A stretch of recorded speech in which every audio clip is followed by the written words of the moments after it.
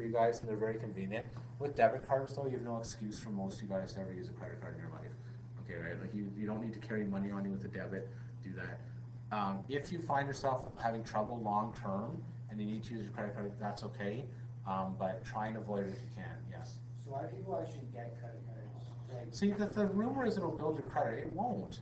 When I went to buy my house, they didn't say to me, they didn't say, wow, look at this, you have a credit card. You know what they said? They said, ooh, you have a credit limit, you have a $5,000 credit card, let's take that against you. What builds your credit is paying off your bills. Like if you rent a place, you say, hey, look at this, I paid off my water bill for the last 2 years and they never was late. Or I paid my hydro, I paid all that. People get credit cards. Again, for me, the only reason I have one is for online purchases, okay, and for travel. Do it that way. I don't. Okay, I use PayPal on the credit card, and if you're like traveling, like if I'm going to the States or something, you know, because it works internationally, right? But for most people, again, if you have money in your credit card or on your debit, bonuses or something? you can do bonuses too, right? That's what I get. I do use it for that as well, but generally There's no bonuses either. it's cash back. So I get a 1% cash back. This is a joke though, right? So there's 20% interest on your card to give you 1% cash back. Think about that. That's like 19%. Yes. Yes. That would. So, what if you don't have a credit card and you still don't have expenses? You don't technically have like a good credit rating at all? Don't worry. This is what to look at. If you buy a house or a car or something, you say, I don't have a credit card, I don't have any expenses, but I have a decent job that I've worked at for the last, 4 years, and I have $10,000 in my savings account. They'll give you whatever you want. Okay, right? Like whatever you want, or reasonably whatever you want? Reasonably whatever you want. Okay, like when I went to buy my house, I was house poor, which means I have a house, but I couldn't actually, afford to do anything right because I was paying everything towards my house. They offered, the bank said I could afford triple what I actually bought my house for, right? Which is ridiculous because I don't even know how they would have done it, right? Other thing story about me, I got in credit card trouble at one time in my life. I owed about $4 or $5 grand, which is a lot, okay? And the reason I knew it was a problem because one month I was at 38, then I was at 39, then I was at 40, and it happened for like 6 months straight, and that was bad. I was only making the minimum payments, and that was awful. So what I had to end up doing was I went to the bank and I said, give me a line of credit. The advantage to a line of credit, Tristan, was that the line of credit interest rate was about 4, the credit card interest rate was about 20. And then I just said to myself, I'm never having a credit card again. It's going to stay at 0 for the rest of my life. I spent like a year chipping that down to 4,000 and it happened. Okay, so. All right.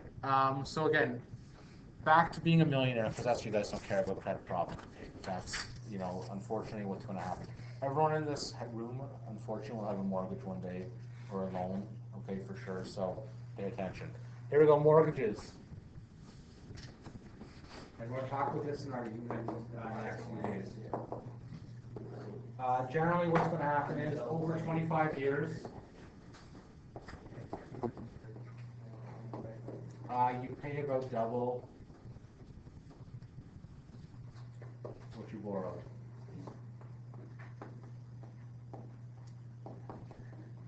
Why is there a T in mortgages that no one pronounces? Mort means death. It's like no one can say, oh, that's why. That's where it comes from, right? That's where the word comes from. You're not kidding? No, I'm not kidding. So you pay about double what you borrow, okay, which is depressing, okay? Generally, a mortgage is 25 years. So my brother-in-law, again, nice guy, he just bought a $360,000 house, okay, in Kitchener, okay? So it's not glamorous because it's a lot more expensive there, okay? So he'll be paying over 25 years, $720,000 approximately for this house, okay, which is a lot. Okay, no one wants to have that happen, so how do we fix this? You inherit land and build your own house. No, well, possibly. How do we fix this? Keep more hill off the next of kin. Nope. Number one will be a big down payment. I don't know what a down payment is. Like when you originally buy the house, put as much as you can down. Right on. Okay. So generally, what people do is like the year before you're buying, you sit down and say, you know what, I want a house one day, and probably you're going to end up buying a house at least a year in the future. So what I would do is I decided I would save whatever I was paying for my rent, like save that again and put that down for a down payment. So if I can't afford like to save in my rent, I'm never going to be able to afford a mortgage. That'll make the deal a less Number two, and this is the biggie, and not a lot of people do this. Shop around for a better rate. For a better interest rate. We're gonna talk about, interest a lot in the next week. But if your bank that you've been using since you got your credit card at a football game in university is giving you 6%, and the bank down the street is giving you 5.8% over 25 years, that is a huge amount of money. Okay, right? So feel free to do that. Number three is called lump sum payments.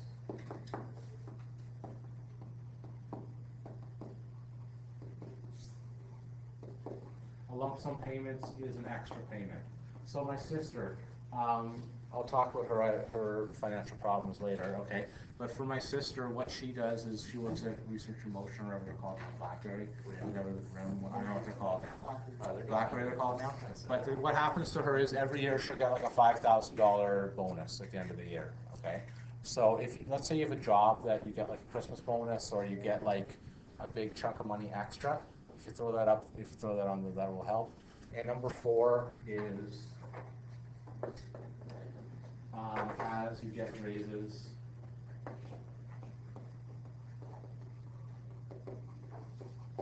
put more on your mortgage. Okay.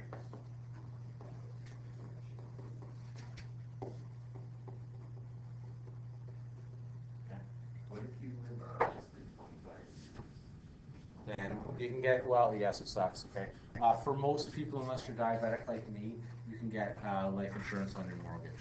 Okay, so this is, insurance because you're diabetic? no, I can't get any insurance at all. Wow. But what generally will happen was, like, if my wife were to die, you know, I could get some insurance for her, but if I die, my wife's left paying the mortgage on it, get nothing. That's why I try and do save money and all that stuff.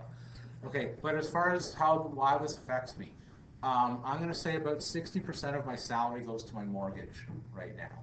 Okay, that's a huge amount for me. Okay, my wife pays all the groceries and kid fees in the car, which is zero. For that, she pays all that stuff. I pay for the mortgage and bills and investments. That's what I do. But 60% of my salary goes to my mortgage. So the thought is, I want to pay this off as quickly as possible. Why is that? You don't know how long you're gonna live. No. Jeez. Oh my god. Possibly. But I hope you guys are going to say that let's say it takes me 10 years to pay this off. In 10 years, I'll be floating in cash. Okay, right? And that's why you may notice that you might have uncles or aunts or stuff that all of a sudden are able to go to Jamaica every Christmas, right? Well, what happened, right? Well, as soon as the mortgage is paid off, there's so much cash you don't know what to do with it, right? And that's true. What I'm going to do, not to need to hear my life story, but I'm going to just drop down to 2/3 teaching the day my mortgage is paid off. I'll just teach in the mornings, and I don't know, do the afternoon. Yes. Totally. As soon as my mortgage is paid off, like I have enough money saved and all that. Like Ava's already set up for school.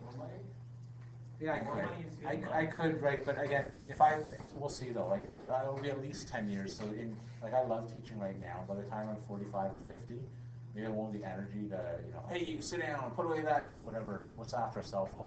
Put away your teleporter or whatever, right? Maybe I won't have that sort of energy like in 10 or 15 years. I don't want a low rate, right? So like even at that point, I'll have so much money coming in. Like, I Just roll in there. You guys laugh, but I mean, it's pension. Yeah, that'll be affected, but I'm not counting on my pension. If I get zero pension, I can still. Really? Yeah. Wow, that's really Well, impressive. you have fantastic. Yeah, that's very good. Yeah. But even still, I'm not counting on that because like I'm not worried about my death. But if being diabetic, like I was diabetic since I've been since 34, almost 35 years diabetic. Yeah, I'm not going to last, super long. 60 maybe. No, I didn't mean like. How big I am? You think I'm going to last? You think I'm going to live forever? You have to. No, I'm not. I'll make it to the end of the year at least. Okay. All right. All right. Here we go. Shoot a question here before I cut off. Oh, Yeah, I was just saying, after you pay off your mortgage, yeah. is it possible that you roll things back into the mortgage then? Yeah, Like, and you that's get what. your mortgage. You get your mortgage to your house, and then what else can you put in their life insurance, right? Yeah, you can do all sorts of things. Once you're mortgage, you can use as collateral and all that stuff. What some people do when they get older is that they'll take like what's called, hey guys, can I talk please? They'll take what's called a reverse mortgage. So let's say your parents, in 30 years, okay, they're not working anymore. they need money for things, okay? They don't wanna sell their house, okay, right? So what the banks will do is that they'll take what's called like a reverse mortgage, so they'll give them $30,000 and then charge you interest on it, so then when your dad sells his house, when he dies, you'll get $30,000 less than the value of the house, the bank will take it, or whatever the value is, okay, right? So, yeah. Okay, what else do I want to talk about today? Stay informed. When you guys start working, like it's build a plan. What I did when I started working my first year, it's depressing. Like I had myself all budgeted out. You don't have to budget yourself out. But I just said to myself, I get $80 a paycheck to spend whatever I want. If I want to buy it on Tim Hortons every day, if I want to buy Rock Band, whatever, as long as I, that's what I spend myself, and I have it all sort of budgeted. And the same thing still today, right? I give myself a certain amount of money to spend. Like I save so much that I don't have problems. Like I save, for Ava, I save $20 a week for her just for junk. Okay, right? So let's say that in summer she goes, Daddy, I need a new bike. Right? Instead of me having to throw it on the credit card, I said, yeah, no problem. Let's go get your bike, right? So if you plan ahead for things, by having extra cash around, it makes your life so much easier, right? Like so that you don't want to be a wasteful spender, right? But when stuff comes up, like my brother, he had to get a new roof for his house, which is expensive. He had no money saved up, so he taken out a loan from the bank. Well, that sets you back, right? Because then that's more money out of your pocket that you don't have, right? Yeah. You still haven't talked about investments yet. I haven't. I sort of want to. No. Investments. I'll talk briefly about this. Okay.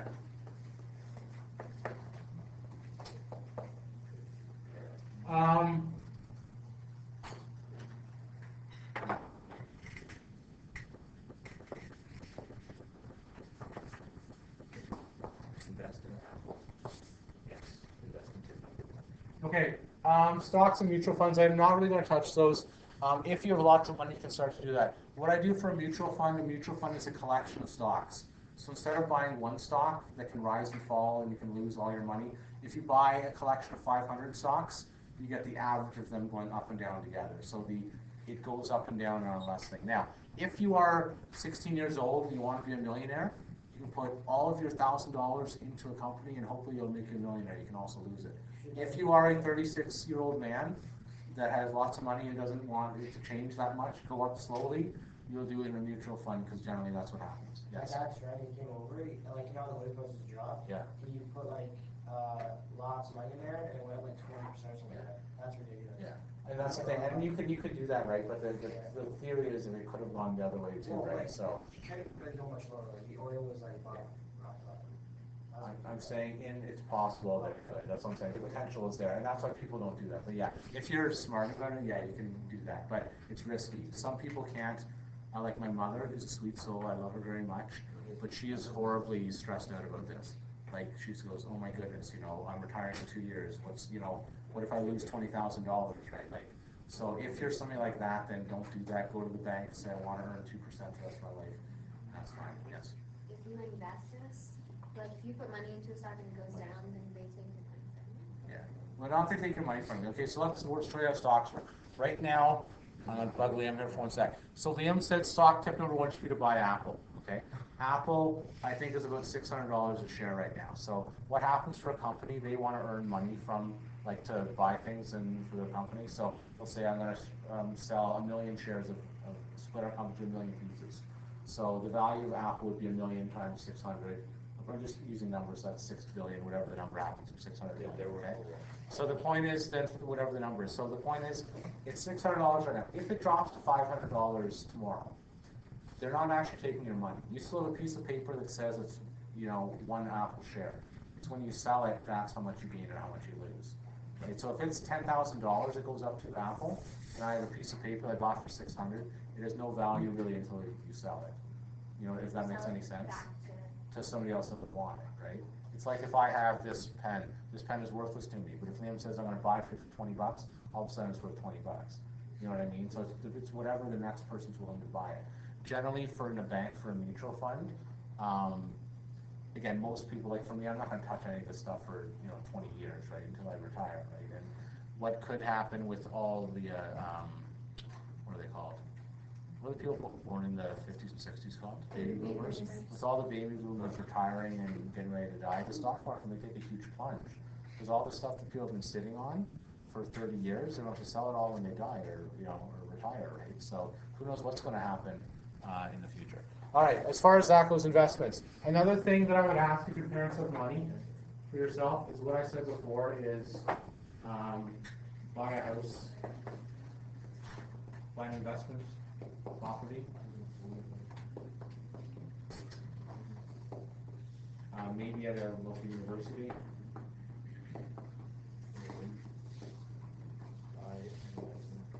Okay, if you're able to, if your parents are loaded and are willing to buy you a house at university, it's a good, okay, because the thing is, when I was at university, I lived in a house with 8 gentlemen, okay? So there were 9 of us. Please excuse the interruption. This is a reminder to all rugby team members. You have a team photo in the library at the beginning of lunch. All rugby team members, please go to the library at the beginning of lunch. Okay, so there were 8 or 9 bedrooms in this house. Okay, basically they were all bedrooms, all the entire house was. We were all charged $600 a person, so that's about $5,000 a month this guy made off us. Do you think his mortgage was anywhere close to $5,000 a month? Nowhere close, okay? So the thought that I'm going to do with Ava, if I get her a 3-bedroom house, she would pay nothing, and her 2 friends would cover my mortgage. That's the theory behind it. Okay. Well, the money that I'd be making is that 2 things. One, I'd have to spend 0 on Ava, right? And secondly, when I sell the house, when I'm done, and hopefully I go out a little bit, right? That's where the money would be made on that, right? And again, my brother has twins. He's hoping they both go to the same school, and they can both be squished in the same house together, right? And then go for that. Okay, that's about all I got for today. I can give you guys a second talk. If you guys have any questions, hopefully that was somewhat helpful. As far as you guys saving your money and minimizing your loans is sort of the goal for yourself. Okay? Good. Again, talk to your parents though. I mean, your parents are all, they have